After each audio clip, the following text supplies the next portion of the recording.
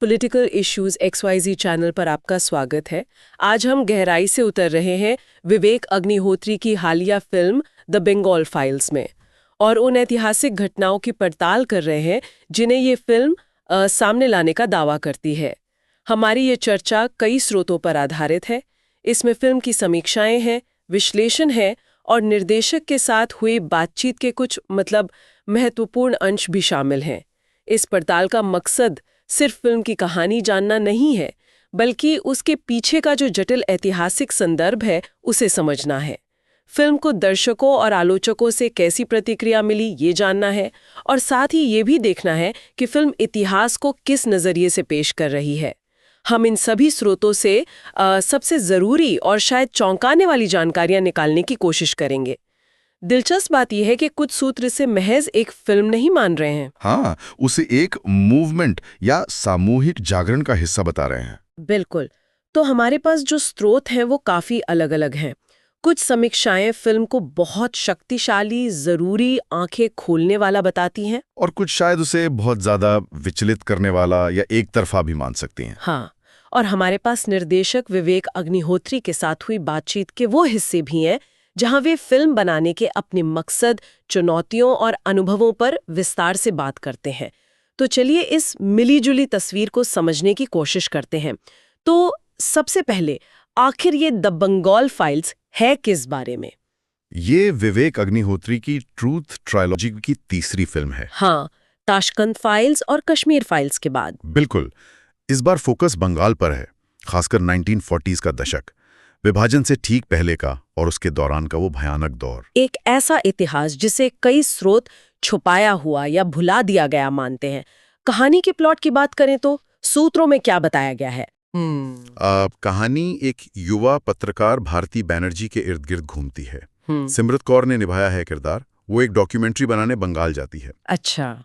और कहानी एक लापता लड़की गीता की तलाश से भी जुड़ती है, जिसकी जांच के लिए एक कश्मीरी पंडित अधिकारी शिवा पंडित, दर्शन कुमार ने रोल किया है, वो बंगाल आता है। और जैसे जैसे जांच आगे बढ़ती है, हाँ, परतें खुलती हैं और कहानी हमें सीधे 16 अगस्त 1946 तक ले जाती है। डायरेक्ट एक्शन डे, सीधी कार्रवाई दिवस, वो खूनी दिन जिसने कलकत्ता को हिला दिया था। फिल्म की कहानी वर्तमान और अतीत के बीच चलती रहती है। जी हाँ, बिल्कुल। 1940 के दशक की घटनाओं को वर्तमान से जोड़ते हुए। और फिल्म का मिजाज कैसा है? टोन, स्रोतों में क्या कहा गया है? काफी मजबूत शब्दों का इस्तेमाल हुआ है। रॉ कहा गया है, कच्चा, अनकम्प्रोमाइजिंग, बिना समझौते वाला। हाँ, और अनफिल्टर्ड सच दिखाने वाला। कई समीक्षाओं में इसे स्तब्ध करने वाला, क्रूर, बेहद हिंसक, मानसिक रूप से झकझोर देने वाला कहा गया है। एक सूत्र ने तो साफ लिखा है, कमजोर दिल वालों के लिए बिल्कुल नहीं है। तो ये कोई मनोरंजन वाली फिल्म नहीं है? नहीं, बिल्कुल नहीं। इसे डॉक्यूमेंट्री और ड्रामा का मिश्रण बताया जा रहा है, जिसका उद्देश्य शायद सिर्फ कहानी कहना नहीं, बल्कि इतिहास के एक अनदेखे पहलू को सामने रखना है, चाहे वो कितना भी असहज क्यों ना हो। बिल्कुल। और यहीं पर वो ऐतिहासिक पृष्ठभूमि बहुत अहम हो जाती है, जिसका जिक्र फिल्म करती है और जिस पर हमारे स्रोत काफी रोशनी डालते हैं। जैसे कि डायरेक्ट एक्शन डे। हाँ, 16 अगस्त 1946। ये मुस्लिम लीग के नेता मोहम्मद अली जिन्ना का आह्वान था। घोषित उद्देश्य तो था पाकिस्तान की मांग को मनवाना। लेकिन हुआ क्या? लेकिन जैसा स्रोत बताते हैं, कलकत्ता में ये दिन भयानक सांप्रदायिक हिंसा में बदल गया, जिसे ग्रेट कलकत्ता किलिंग्स के नाम से जाना जाता है। कितने लोग मारे गए थे, कुछ अंदाजा है? कुछ ही दिनों में हजारों लोग, हजारों, ज्यादातर हिंदू थे। शहर में पूरी तरह अराजकता फैल गई थी। और उस समय के बंगाल के मुख्यमंत्री सुहरावर्दी, उनकी भूमिका पर भी सवाल है। बहुत गंभीर सवाल। हुसैन शहीद सोहरावर्दी। आरोप है कि उन्होंने दंगों को रोकने के लिए पर्याप्त कदम नहीं उठाए। कुछ स्रोत तो यहां तक कहते हैं कि उन्होंने दंगाइयों को शह दी या पुलिस बल का दुरुपयोग किया। पुलिस बल का दुरुपयोग कैसे? एक सूत्र बताता है कि सुहरावर्दी खुद लाल बाजार पुलिस हेडक्वार्टर्स में मौजूद थे जब शहर जल रहा था।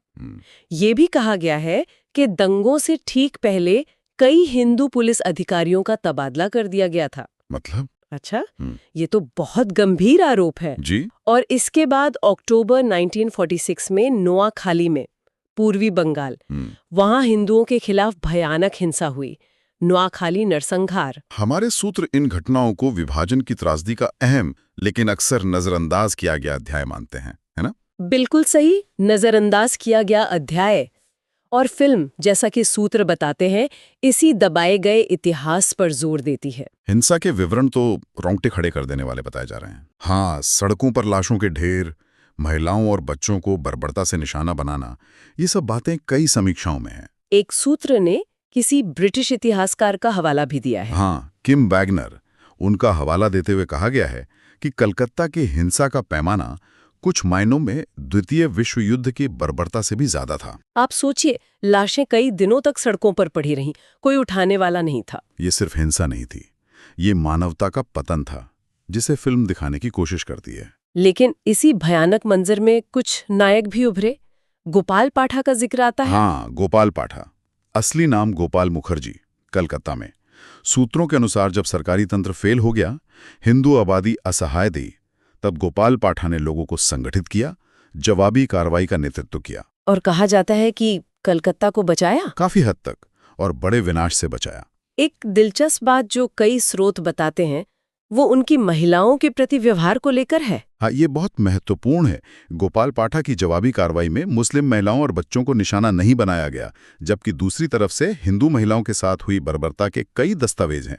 इसी तरह नौखली में भी किसी का जिक्र है, राजेंद्र लाल रॉय चौधरी, जिन्होंने कठिन परिस्थितियों में समुदाय का नेतृत्व किया, प्रतिरोध किया। फिल्म इन किरदारों को भी सामने लाती है। अच्छा, तो इस पे थोड़ी और गहराई से बात करते हैं। फिल्म सिर्फ गुमनाम नायकों या खलनायकों तक सीमित नहीं है। स्रोतों के मुताबिक ये उस समय के बड़े राजनीतिक नेताओं पर भी सवाल खड़े करती है, खासकर गांधी और नेहरू पर। जी बिल्कुल। एक सूत्र नोआखली हिंसा के संदर्भ में गांधी जी की भूमिका पर टिप्पणी करता है। बताया जाता है कि जब हिंदू महिलाओं ने उनसे सुरक्षा मांगी, तो उन्होंने क्या कहा? कथित तौर पर सलाह दी कि वे अपनी इज्जत बचाने के लिए जहर खाकर आत्महत्या कर लें। आत्महत्या? ये कहाँ तक सच है? हिंसा के पैमाने को देखते हुए। और नेहरू जी की प्रतिक्रिया, बिहार और बंगाल को लेकर तुलना की जाती है। हाँ, कहा जाता है कि जब बिहार में मुसलमानों के खिलाफ जवाबी हिंसा हुई तो नेहरू ने बहुत सख्त रुख अपनाया। हवाई जहाज से बम गिराने तक की धमकी थी। लेकिन बंगाल में हिंदुओं के खिलाफ हुई हिंसा पर उतनी तीव्र प्रतिक्रिया नहीं थी, ऐसा कुछ स्रोतों का मानना है। और विभाजन को स्वीकार करने के पीछे वो हम थक गए थे वाला बयान। हाँ, उनका और सरदार पटेल का। स्रोत इसे नेतृत्व की हताशा या शायद लड़ने की इच्छा शक्ति की कमी के तौर पर देखते हैं। ये चित्रण तो निश्चित रूप से स्थापित ऐतिहासिक कहानियों को चुनौती देता है। आपने बिल्कुल सही मुद्दा उठाया। विभाजन को लेकर जो पारंपरिक नजरिया है, उसे ये स्रोत चुनौती देते दिखते हैं। वो विभाजन को महज एक राजनीतिक समझौता नहीं मानते, बल्कि एक युद्ध। हाँ, एक युद्ध जिसकी घोषणा एक तरह से जिन्ना ने कर दी थी। उनके कुछ कथित बयानों का हवाला दिया जाता है। जैसे हम सिर्फ टाइपराइटर चलाना नहीं, पिस्तौल चलाना भी जानते हैं, या उनका नारा लड़के लेंगे पाकिस्तान। एक और बयान जिसका जिक्र है, या तो भारत का बंटवारा होगा या भारत बर्बाद होगा, डिवाइडेड इंडिया और डिस्ट्रॉयड इंडिया। इसे स्रोत सीधे सीधे युद्ध की धमकी मानते हैं। हाँ। और इसके जवाब में कांग्रेस नेतृत्व की रणनीति क्या थी? अहिंसा, सत्याग्रह, हिंदू मुस्लिम एकता। बिल्कुल। उनका विश्वास था कि वे दिलों को जीतकर, सद्भावना फैलाकर इस विभाजनकारी युद्ध को टाल सकते हैं। लेकिन हमारे सूत्र इस रणनीति पर सवाल उठाते हैं। गंभीर सवाल। उनका तर्क है कि जब एक पक्ष हिंसा पर उतारू था, तब अहिंसा की रणनीति कैसे कारगर होती? वो व्यावहारिक रूप से विफल रही। विभाजन हुआ, लाखों लोग मारे गए, करोड़ों विस्थापित हुए। इसे स्रोत कांग्रेस नेतृत्व की एक बड़ी विफलता और एक हारी हुई लड़ाई के तौर पर देखते हैं। फिल्म भी शायद इसी दृष्टिकोण को रखती है। रिलीज और उसके बाद की प्रतिक्रियाएं, ये भी उतनी ही नाटकीय और विवादास्पद रही हैं। हाँ, स्रोतों से साफ है कि राय बुरी तरह बटी हुई है। कुछ लोग इसे सिर्फ फिल्म मानने से इनकार करते हैं, कहते हैं ये एक आंदोलन है, एक जरूरी हस्तक्षेप जो उस सच को सामने ला रहा है जिसे दबाया गया था। उनका मानना है कि ये सामूहिक जागरण का एक जरिया है। वहीं दूसरी तरफ ऐसे भी विचार हैं जो इसे एक तरफा, भड़काओ, यहाँ तक कि प्रोपोगेंडा कह सकते हैं। हाँ, लेकिन एक दिलचस्प सवाल जो एक सूत्र उठाता है वो ये कि अगर कोई व्यक्ति डायरेक्ट एक्शन डे जैसी घटनाओं के बारे में जानता ही नहीं है और फिल्म को देखे बिना या इतिहास जाने बिना उसे प्रोपोगेंडा कह रहा है, तो क्या ये अपने आप में एक तरह का प्रोपोगेंडा नहीं है? सही कहा। ये सवाल हमें सोचने पर मजबूर करता है कि हम इतिहास को कैसे जानते और समझते हैं। अभिनय की बात करें तो कलाकारों के काम की तारीफ हुई है। हाँ, जोरदार तारीफ तलवी जोशी, उनके अभिनय को कई समीक्षकों ने फिल्म का दिल कहा है। अनुपम खेर, मिथुन चक्रवर्ती, शाश्वता चैटर्जी, ये सब अनुभवी कलाकार हैं। और मुख्य भूमिकाओं में दर्शन कुमार और सिमरत कौर के प्रदर्शन को भी सराहा गया है। तकनीकी तौर पर भी फिल्म को मजबूत बताया गया है। Production design, sets. हाँ, 1940 के दशक का बंगाल, उसका चित्रण और खासकर बैकग्राउंड स्कोर, कुछ ने तो उसे मास्टरपीस कहा है। लेकिन तारीफों के साथ साथ एक बात पर लगभग सभी सहमत हैं कि ये फिल्म देखना आसान नहीं है। दृश्य बहुत रॉ हैं, क्रूर हैं, विचलित करने वाले हैं। एक समीक्षक ने तो इसे भावनात्मक सजा तक कह दिया है, इमोशनल पनिशमेंट, जिसका मकसद शायद दर्शकों को झकझोरना है। और इतिहास के उस काले अध्याय को भुलाने न देना, नेवर फॉरगेट, कभी मत भूलना, ये संदेश बार बार आता है। यहाँ एक और रोचक पहलू है, फिल्म की रिलीज, खासकर पश्चिम बंगाल में। हाँ, वो अपने आप में एक कहानी बन गई। स्रोतों के अनुसार वहाँ रिलीज में भारी दिक्कतें आईं। इसे अघोषित प्रतिबंध कहा जा रहा है। जी। कई थिएटर मालिकों ने कथित तौर पर राजनीतिक दबाव या डर के मारे फिल्म दिखाने से इनकार कर दिया। कलकत्ता में ट्रेलर लॉन्च का कार्यक्रम भी विवादों में था। हाँ, निर्देशक विवेक अग्निहोत्री ने अपने इंटरव्यू में बताया है, जिसका जिक्र हमारे स्रोतों में है, कि कैसे 5 सितारा होटल ने आखिरी मौके पर मना कर दिया, कहा ऊपर से ऑर्डर है। पुलिस की भूमिका पर भी सवाल उठे। हाँ, कहीं उन्हें मूक दर्शक बताया गया तो कहीं कार्यक्रम में बाधा डालते हुए। अग्निहोत्री ये भी बताते हैं कि उन पर और उनकी टीम पर एफआईआर दर्ज हुई हैं, धमकियां मिल रही हैं। तो ये सब फिल्म के कंटेंट के साथ साथ उसकी रिलीज से जुड़े विवाद को भी दिखाता है। और अगर हम इसे उन कारणों से जोड़ें जो स्रोत बताते हैं कि फिल्म इतनी विवादास्पद क्यों है, तो कुछ मुख्य बातें उभरती हैं। पहला, ये उन ऐतिहासिक घटनाओं और व्यक्तियों जैसे सोहरावर्दी को नकारात्मक रोशनी में दिखाती है, जिन पर शायद अब तक पर्दा पड़ा हुआ था या जिन्हें अलग तरह से पेश किया जाता था। ये स्थापित ऐतिहासिक नैरेटिव को चुनौती देती है, खासकर कांग्रेस और वामपंथी दृष्टिकोण से लिखे इतिहास को। बिल्कुल। दूसरा, कुछ स्रोतों का मानना है कि फिल्म जानबूझकर 1940 के दशक और आज के पश्चिम बंगाल के बीच समानताएं खींचती है, जैसे संदेश खाली का परोक्ष संदर्भ या डोलाबाजी शब्द का इस्तेमाल। हाँ, ये तुलना जाहिर है आज के राजनीतिक माहौल में कई लोगों को असहज कर सकती है। इसीलिए कई स्रोत इस बात पे जोर देते हैं कि फिल्म को लेबल देने से पहले उन ऐतिहासिक घटनाओं को जानना जरूरी है। डायरेक्ट एक्शन डे, नोआखली नरसंहार, जिनके बारे में ये फिल्म बात करती है। निर्देशक के साथ जो विस्तृत साक्षात्कार हुआ है, वो political issues XY high channel पर भी उपलब्ध है, जैसा एक स्रोत बताता है। हाँ, दर्शक चाहें तो वहां जाकर और जानकारी ले सकते हैं। इन मुद्दों पर और खुलकर चर्चा हुई है। अगर हम इन सारी बातों को जोड़कर बड़े परिप्रेक्ष्य में देखें तो इन स्रोतों से निकलने वाला सबसे बड़ा संदेश क्या है? मेरे ख्याल से पहला और सबसे अहम संदेश है इतिहास को जानना। हाँ, खासकर उस इतिहास को जिसे या तो भुला दिया गया है या जानबूझकर दबाया गया है। Never forget. तर्क सीधा है, अगर हम अतीत की गलतियों और त्रासदियों को नहीं समझेंगे तो हम वर्तमान की चुनौतियों का सामना कैसे करेंगे, भविष्य को कैसे सुरक्षित रखेंगे?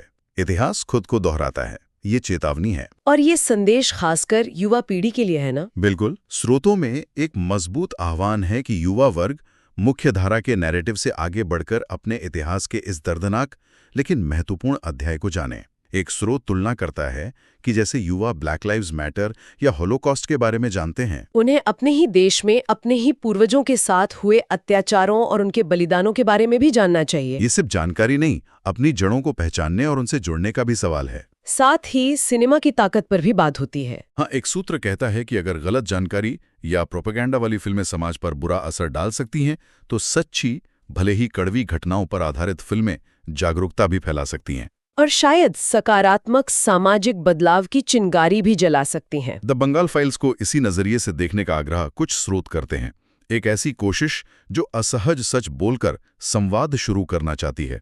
तो इन सब बातों का निचोड़ क्या है? संक्षेप में कहें तो द बंगाल फाइल्स इतिहास के एक अत्यंत क्रूर, रक्तरंजन और विवादास्पद दौर को बड़े पर्दे पर लाती है। ये direct action day, great Calcutta killings, Noakhali नरसंहार जैसी घटनाओं पर रोशनी डालती है और हुसैन शहीद सोहरावर्दी, गोपाल पाठा, राजेंद्र लाल रॉय चौधरी जैसे किरदारों पर भी, जिनके बारे में शायद कम बात होती है। फिल्म का निर्माण, उसकी कहानी कहने का तरीका, उसकी रिलीज, सब कुछ विवादों से घिरा रहा है। और इसने एक बार फिर इतिहास, सच, कलात्मक स्वतंत्रता और प्रोपेगेंडा के बीच की जो धुंधली रेखाएं हैं, उन पर एक राष्ट्रव्यापी बहस छेड़ दी है। को समझने में कुछ मदद करेगी। जाते जाते आपके लिए एक विचार छोड़ जाते हैं। आज की चर्चा में हमने बार बार दबाए गए इतिहास और नैरेटिव की ताकत का जिक्र सुना, जैसा हमारे स्रोतों में बताया गया है। इसे ध्यान में रखते हुए ये सवाल उठता है कि वैकल्पिक या कम बताए गए ऐतिहासिक विवरणों को खोजने और समझने की किसी व्यक्ति की क्या जिम्मेदारी बनती है, और क्या ऐसे भूले बिसरे या जानबूझकर छुपाए गए नैरेटिव्स को जानना हमारे वर्तमान और भविष्य को देखने के नजरिए को वाकई बदल सकता है। अगर आपका कोई सवाल है या सुझाव है तो कमेंट बॉक्स में लिखना ना भूलें। अपनी राय जरूर दें। धन्यवाद।